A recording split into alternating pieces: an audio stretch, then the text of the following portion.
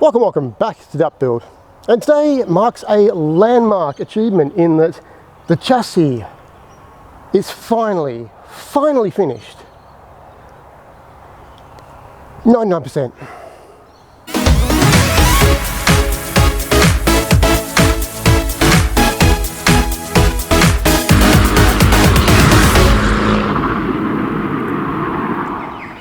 So firstly, if you're new to the channel, this is the chassis of my Porsche 911 Turbo 964 Replica.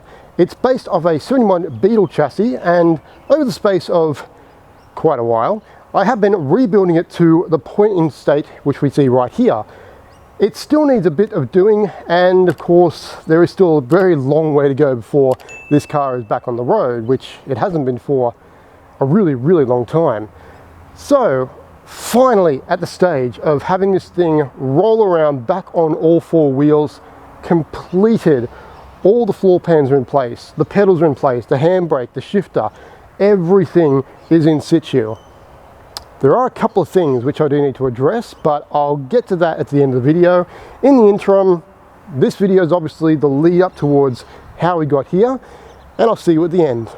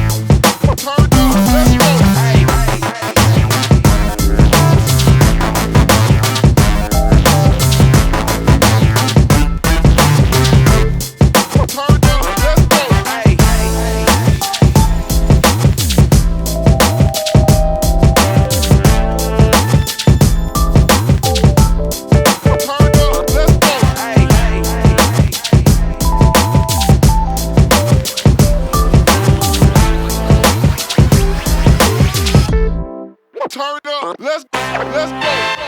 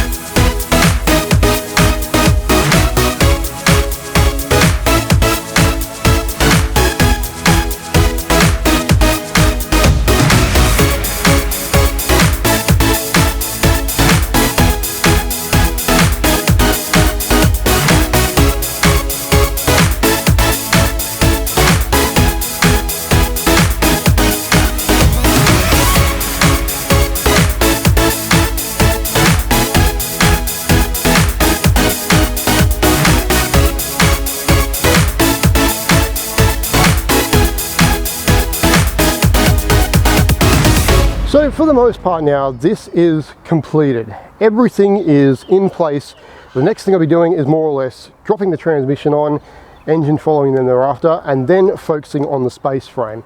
I want to do the engine first simply because it's less faffing around, because the space frame does have the overhang. So if I put that on now, the space frame just literally drops over the top. I don't have to worry about it. So there's not that much to do with the actual engine. It shouldn't be that much of a, hopefully, an ordeal. So we'll find out when we get there. In terms of the chassis now, there are a few small things I need to address. Number one being, one of the tie rods actually came slightly damaged on the thread. It arrived that way. So I could go about simply buying a die cutter to re-thread that. It costs just as much to just replace it. I need to get some more parts anyway, so I'm just going to place another order and reorder that. I can't believe that, but anyway, it is what it is. Secondary to that, the front brake calipers, which I have put on, I really am not happy with them. Not so much for the fact of what they are, because for the bug they're sufficient. They won't be in the future, but that's another story altogether.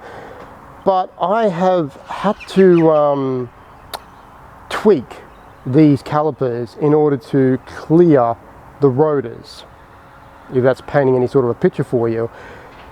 They still actually squeal, and the trouble is that it's dragging brake pad against the rotor all the time, quite viciously too. It's not like, you know, gentle skimming like they normally will.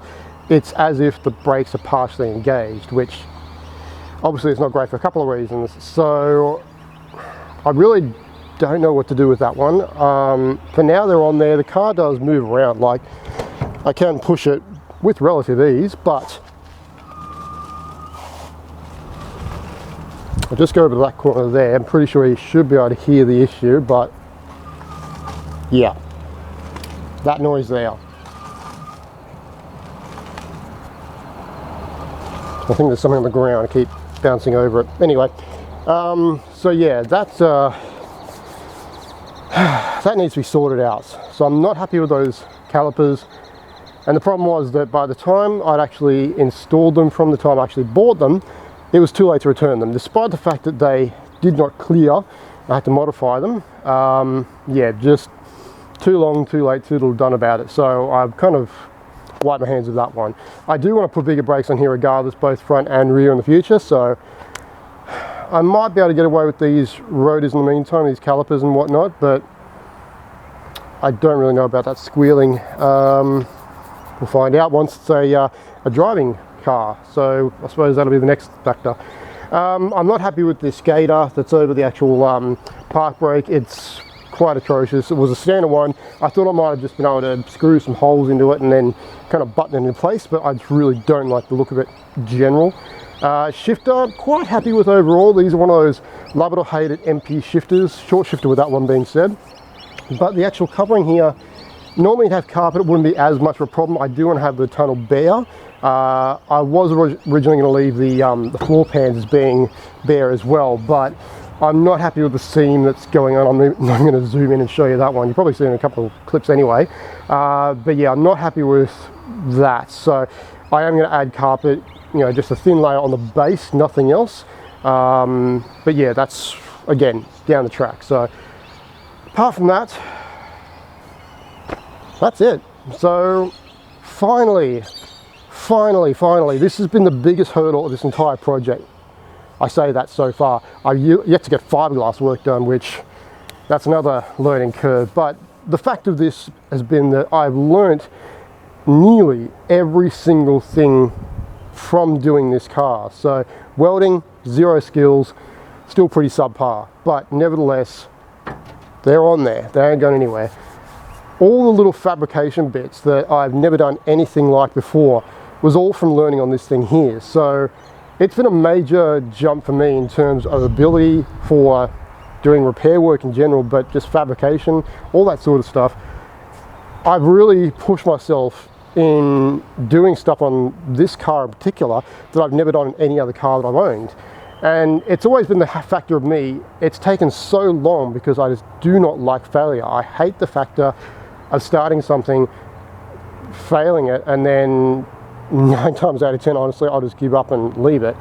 which kind of attests to a lot of my cars in my driveway. But this, I did want to push on, and of course the bigger incentive, of course, was more recent factor is I might not have this workspace for much longer. So of course I wanted to get this done whilst I had that area, whilst I had access to a forklift, etc. and so on.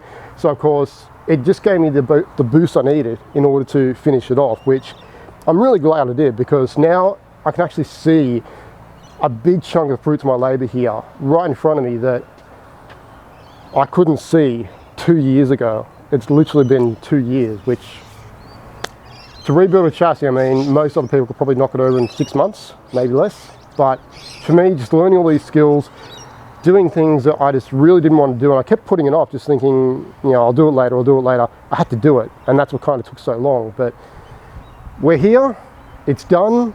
I probably still need to sort out these actual arms of the back here. I think I've raised the suspension a bit too high. It was kind of a bit of a mind screw trying to figure out the actual angles and everything like that. I did have a chart, but again, couldn't really make heads or tails of it. So I've jacked it up to a point. It did need to be higher at the rear, but yeah, I think I might have lifted it a bit too much. We'll find out. So that's enough of me waffling on. Next episode will be a complete build up from the bare chassis, welding on the floor pans, all the way till now. So if you want to watch that, by all means, it's going to be less of me talking, more of just this. So everything on the lead up, if you've not seen that before. But apart from that, I'll see you in the next episode. I've got some new goodies going on. There are a few things missing for the keen-eyed amongst you. Something on the front end here, if you happen to spot what that is, do comment below. Something for the, well, two things for the rear actually at the same time. But yeah, that's pretty much going to do it again. So thank you very much for joining me. As always, like, subscribe, comment below, etc. This has been that build. Now, get back to your build. I hope you have a big win very soon for yours. Until next time, guys. Cheers.